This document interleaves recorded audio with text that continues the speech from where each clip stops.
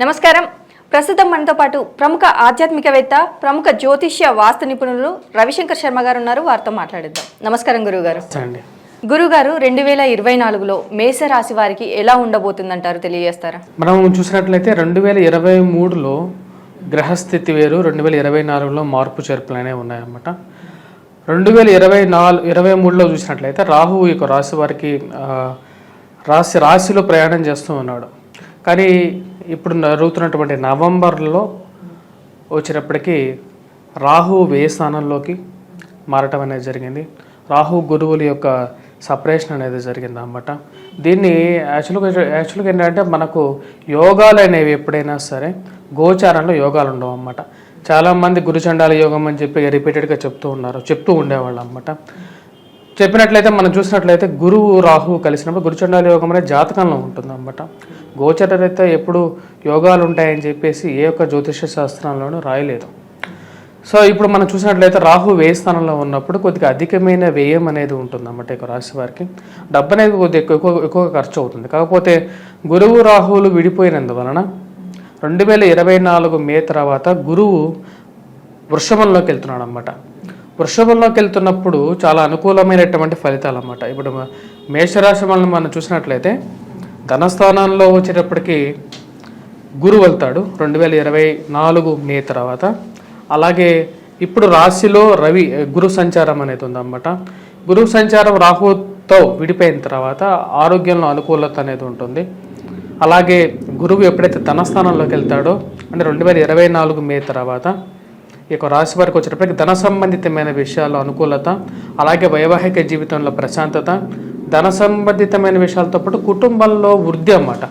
కుటుంబంలో ధనం అనేది పెరగటం అనేది జరుగుతుంది అన్నమాట. అది మానసిక సంతృప్తి అన్నమాట. మనతో పాటు ఇంకొకరు కూడా పనిచేసి ఇంకొక విధంగా గాను డబ్బులు రావటం వల్ల ఇంట్లో అభివృద్ధి జరుగుతుంది. అలా గృహం అనేది పెరుగుతుంది.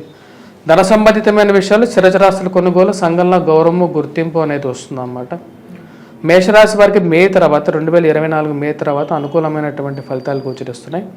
2024 మే ముందు గురు సంచారం జరుగుతున్నప్పుడు ఆరోగ్యంలో స్థిరత్వం అనేది ఉంటుంది.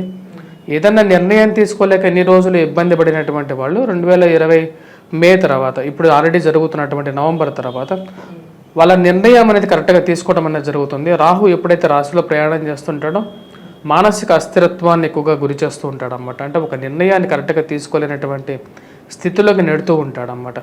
కానీ ఇప్పుడు రాహువు వ్యయ స్థానంలోకి వెళ్ళినప్పుడు అనుకూలమైనటువంటి ఫలితాలు అనేది రావటం ఉంటుంది.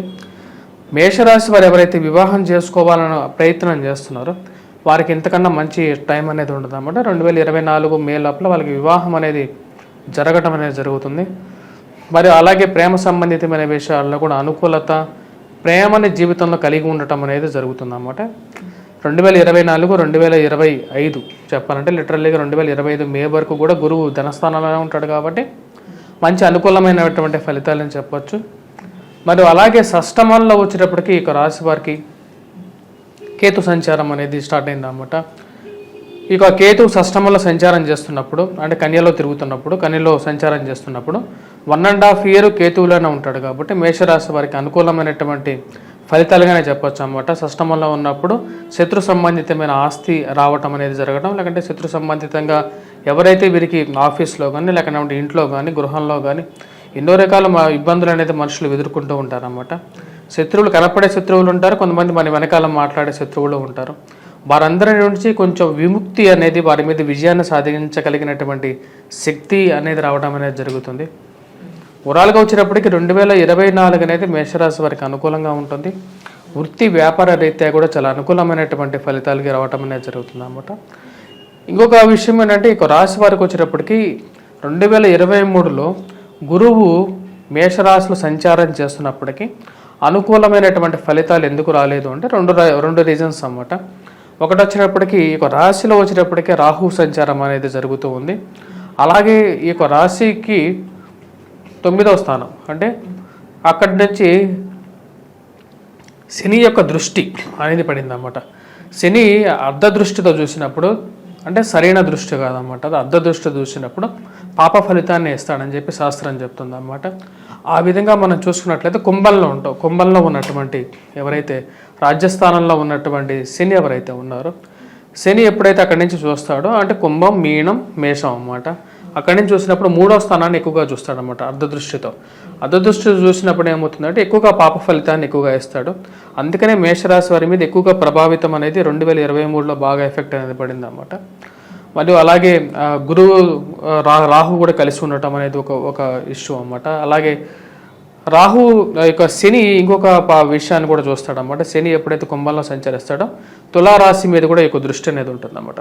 అంటే ఈ యొక్క రాశి వారికి వచ్చేటప్పటికి అది అష్టమ స్థానం అవుతుంది. వైఫ్ అండ్ హస్బెండ్ రిలేషన్షిప్స్లో కూడా ఎక్కువగా ఇష్యూస్ని ఎక్కువగా క్రియేట్ చేస్తుంటుంది. జీవిత భాగస్వామి ఆరోగ్య సంబంధితమైన విషయాల్లో కానీ కొన్ని విషయాలు ఏవైతే వారు పూర్తిగా చెప్పాలి అనుకున్నవి చెప్పలేకపోవటం, వైవాహిక జీవితంతో పాటు ఆరోగ్య జీవితంలో కూడా ప్రశాంతత లేకపోవటం, ఇలావన్నీ 2023లో ఆల్రెడీ జరుగుతున్నది అనమాట. దానికి తోడు గురువు మీద శని దృష్టి కలిగినప్పుడు గురువు కూడా తన యొక్క బలాన్ని పూర్తిగా ఇవ్వలేనటువంటి స్థితిలో ఉంటాడు. సప్తమంలో వచ్చేటప్పటికి కేతువు ఆ యొక్క స్థితి అనేది 2023తో అయిపోయింది. ఇప్పుడు రాహుకేతువులో మార్పు వచ్చేసింది. ఇప్పుడు గురువు యొక్క స్థానం మారిపోయింది. ఇప్పుడు రాబోయేదంతా మేషరాశి వారికి బెటర్ రిజల్ట్స్ అనేది చెప్పొచ్చు. అయితే విద్యార్థులకు ఎలా ఉందంటారు? మరి విదేశాలకు వెళ్ళాలనుకునే విద్యార్థులు ఉంటారు, అలాగే కొంతమంది పర్సనల్గా వృత్తిపరంగా కూడా వెళ్ళాలి అనుకునే వాళ్ళు ఉంటారు. వారికి ఎలా ఉందంటారు? మరి ఇప్పుడు గురు సంచారం అనేది వీరికి ఎప్పుడైతే 2024 మేలో స్టార్ట్ అవుతుందో, ఇప్పుడు నడుస్తున్నటువంటి గురు మహర్దశ గురువు కూడా ఏదైతే ఉన్నాడో తన యొక్క రాశులు సంచారం చేస్తున్నటువంటి గురువు వచ్చేటప్పటికి అర్ధదృష్టితో శుభదృష్టి అవుతుంది అన్నమాట. గురువుకి 5, 9 స్థానాలు చూస్తాడన్నమాట. విద్యార్థులకు చాలా అనుకూలంగా ఉంటుంది. ముఖ్యంగా వ్యాపారస్తులకి అనుకూలమైనటువంటి కాలంగా కూడా చెప్పచ్చు అన్నమాట.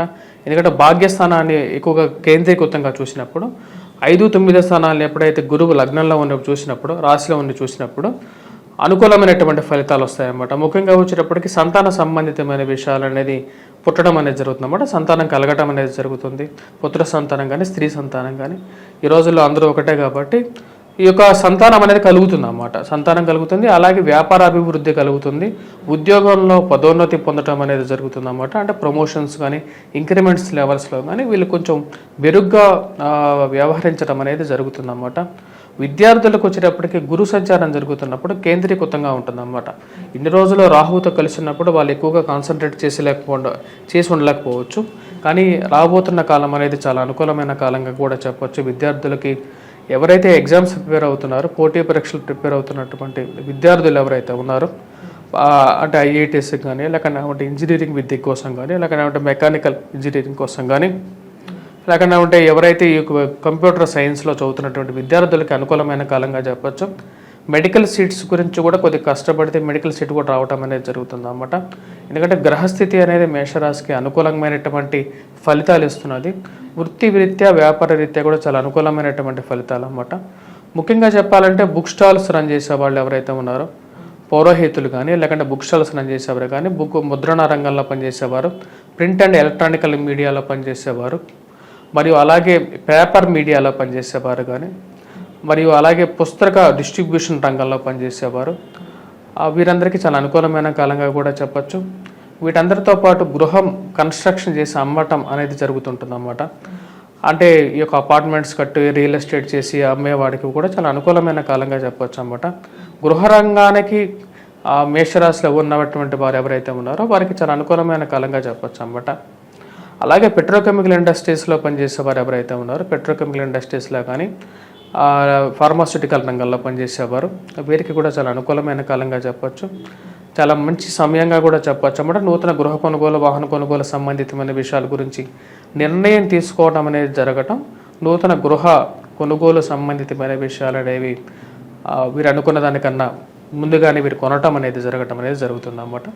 అలాగే మరి స్టాక్ మార్కెట్ గురించి, స్టాక్ మార్కెట్లో వచ్చేటప్పటికి ఎవరైతే ఈ రాశి వారు ఉన్నారో వీరికి 2024 మే తర్వాత బాగా అనుకూలిస్తుంది అన్నమాట.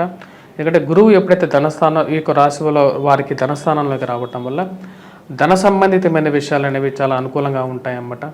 ఫైనాన్షియల్ సెక్టర్స్లో ఎవరైతే బిజినెస్ చేస్తుంటారో వారికి బాగా గణనీయంగా డబ్బు సంపాదించడం అనేది జరుగుతుంది. అలాగే సంఘంలో పేరు ప్రఖ్యాతులు రావటం అనేది జరుగుతుంది అన్నమాట. వడ్డీ వ్యాపారం చేసే వారికి కూడా చాలా అనుకూలంగా ఉంటుంది. ఫైనాన్షియల్ రొటేషన్, స్పెక్యులేషన్స్, ఇన్వెస్ట్మెంట్స్ అనేవి లాభిస్తాయి అన్నమాట. ఈ సంవత్సరం మే తర్వాత వీరికి లాభించే విధంగా ఉంటుంది అన్నమాట. అలాగే వ్యవసాయ రంగాల వారికి ఎలా ఉందంటారు? వ్యవసాయ రంగాల్లో వచ్చేటప్పటికి గోధుమ పంట కానీ, లేకుండా ఉంటే ఎవరైతే వరి ధాన్యం కానీ పండించేవారు వారికి కూడా బాగానే ఉంది. 2024 మే తర్వాత చిరుధాన్యాలకి ఈ సంవత్సరం కూడా చాలా అనుకూలంగా ఉంటుందన్నమాట. చిరుధాన్య ఉత్పత్తి ఎవరైతే ఎక్కువగా కాన్సన్ట్రేట్ చేస్తారో వారికి ఎక్కువగా ఉంటుంది. అలాగే మామిడి ఫలాలకి వీటన్నిటికి కూడా మే తర్వాత మంచి డిమాండ్ అనేది రావడం జరుగుతుంది మార్కెట్లో. వాటితో పాటు చెప్పాలంటే ఈ రాశిలో ఉన్నటువంటి పౌల్ట్రీ రంగంలో ఉన్నవారు ఎవరైతే ఉన్నారో పౌల్ట్రీ రంగ పరిశ్రమలో కానీ మత్స్య రంగ పరిశ్రమలో ఉన్న వారికి కూడా అనుకూలమైనటువంటి కాలంగా చెప్పొచ్చు అన్నమాట. షష్టమంలో కేతు సంచారం అనేది పౌల్ట్రీ రంగానికి కూడా కొంచెం అనుకూలంగా ఉంటుందన్నమాట. ఆ విధంగా పౌల్ట్రీ రంగంలో మత్స్య రంగంలో ఎవరైతే ఇన్వెస్ట్మెంట్స్ చేయాలనుకుంటున్నారో అలాగే గుడ్ల ఉత్పత్తిలో కూడా పనిచేసే వారికి కూడా అనుకూలంగా ఉంటుంది. రియల్ ఎస్టేట్ రంగంలో పనిచేసే వారికి కూడా వచ్చేటప్పటికి మే తర్వాత మంచి అనుకూలమైన కాలంగా కూడా చెప్పచ్చు అన్నమాట. అలాగే బంగారం వ్యాపారం చేసేవారు కూడా ఉన్నారు. మరి బంగారం వ్యాపారస్తులకు ఎలా ఉందంటారు? వ్యాపార రంగంలో వచ్చేటప్పటికి బంగార వ్యాపారస్తులకి చాలా అనుకూలంగా ఉందన్నమాట. ఎందుకంటే నెక్స్ట్ రాబోయే సంవత్సరాల్లో బంగారం రేట్ అనేది ఇంకా పెరుగుతుందన్నమాట. ఎందుకంటే గురువు తన యొక్క స్థానం వచ్చేటప్పటికి వృషభ రాశిలోకి రాబోతున్నాడు. గురువు ఎప్పుడైతే వృషభ రాశిలోకి వచ్చినప్పుడు గురువుకి శుక్రుడికి ఉన్నటువంటి సఖ్యత అనేది చాలా ఎక్కువగా ఉంటుందన్నమాట. గురు శుక్రుల యొక్క సంయోగం అన్నమాట. మరి వృషభ రాశిలో గురువు మేషరాశి కన్నా ఎక్కువగా సౌఖ్యంగా ఉండగలిగినటువంటి స్థానం కాబట్టి గురువు మంచి స్థానంలోకి రావటం వల్ల గృహాల రేట్లు అనేవి చాలా ఎక్కువగా పెరగబోతున్నాయి. అలాగే బంగారం రేటు కూడా చాలా ఎక్కువగా పెరుగుతుంది కాబట్టి బంగార వ్యాపారస్తులకి దాంతోపాటు ఆర్నమెంటల్ బిజినెస్ చేసే వారికి కూడా చాలా అనుకూలంగా ఉంటుంది. సుగంధ ద్రవ్యాలు ఎవరైతే చేస్తారో అంటే ఈ యొక్క పూజా స్టోర్స్లో పనిచేసేవారు కానీ లేకుంటే పూజా స్టోర్స్ యజమానులకు కానీ చాలా అనుకూలమైన వాళ్ళ కాలం అనేది మే తర్వాత బాగా బిజినెస్ టర్న్ ఓవర్ కూడా బాగా పెరుగుతుంది అన్నమాట. మరియు అలాగే దేవాలయాల శాఖల్లో పనిచేసేటటువంటి ఉద్యోగస్తులకు కానీ లేకుంటే దేవాలయాల్లో పూజలు ఈ సంబంధితమైనటువంటి పదార్థాలు అమ్మేవారికి కానీ వారికి చాలా ధనరాబడి అనేది బాగుంటుందన్నమాట మేషరాశి వారికి. అలాగే రాజకీయ రంగంలోకి అడుగు పెట్టాలనుకునే వారు కానీ ఆల్రెడీ రాజకీయ రంగంలో ఉన్న వాళ్ళు కానీ ఎలా ఉందంటారు? రాజకీయ రంగంలో ఉన్న వారికి 2024 మే తర్వాత పలుకుబడి అనేది పెరుగుతుంది అన్నమాట. సంఘంలో పేరు ప్రఖ్యాతులు రావటం అనేది జరుగుతుంది. గుర్తింపు అనేది చాలా ఇంపార్టెంట్ ఈ రోజుల్లో అందరికీ. అటువంటి గుర్తింపు అనేది వారు పొందగలుగుతారు అన్నమాట. సంఘంలో పేరు ప్రఖ్యాతులు అనేది రావటం అనేది తథ్యంగా ఉంటుంది అన్నమాట వారికి. అలాగే గురువు గారు మేషరాశి వారికి 2024లో ఎలా ఉండబోతుంది అనేసి ఇంకా ఏమైనా సూచనలు ఇవ్వదలుచుకున్నారా? మేషరాశి వారికి వచ్చేటప్పటికి మిగతా విషయాల గురించి మనం ఎక్కువగా చూసినట్లయితే ఉద్యోగ ప్రయత్న సంబంధితమైన విషయాలు ఏవైతే ఉన్నాయో, ఎందుకంటే ఇప్పుడు శని సంచారం అనేది స్టార్ట్ అయింది. ఈ యొక్క శని సంచారం వల్ల వచ్చేటప్పటికి కొంచెం ఉద్యోగంలో అనుకూలత అనేది కొంచెం తక్కువగా ఉంటుందన్నమాట. కాకపోతే గురు మూలికంగా వీళ్ళకి రావాల్సినటువంటివన్నీ వస్తాయన్నమాట. కాకపోతే గురువు ఇక్కడ శని సంచారం వల్ల వచ్చేటప్పటికి ఉద్యోగ ప్రయత్న సంబంధితమైన విషయాల్లో కొంచెం ప్రాబ్లమాటిక్గానే ఉంటుందన్నమాట. ఎందుకంటే శని యొక్క దృష్టి అనేది వచ్చేటప్పటికి నేను ఇందాక మీకు చెప్పినట్లుగా భాగ్యస్థానం మీద కూడా రాజ్యస్థానం మీద ఎక్కువగా ఉంటుందన్నమాట. ఎందుకంటే శనికి రాజ్యస్థానం అంటే తన యొక్క మేషరాశి వారికి రాజ్యస్థానం అనేటప్పటికీ మనకు చెప్పాలి అంటే ఇదే రాశి అవుతుంది అన్నమాట. అలాగే శని ఉన్న స్థానం నుంచి రాజ్యస్థానం అంటే వచ్చేటప్పటికి వీరికి ధనస్థానం అవుతుంది. మరి ఈ రాశి వారికి ఎలాంటి ఉద్యోగానికి ప్రయత్నిస్తే వచ్చే అవకాశం ఉంది అంటారు? ఉద్యోగపరంగా మనం చూసినట్లయితే ఈ యొక్క రాశి వారికి వచ్చేటప్పటికి బ్యాంకింగ్ అండ్ ఫైనాన్స్ సెక్టార్స్లో ఉన్నటువంటి వారికి 2024 మే తర్వాత అనుకూలంగా ఉంటుంది. బోధనా రంగ ఉపాధ్యాయ రంగంలో ఎవరైతే ఉన్నారో వారికి కూడా అనుకూలమైనటువంటి ఫలితాలే గోచరిస్తున్నాయి అన్నమాట.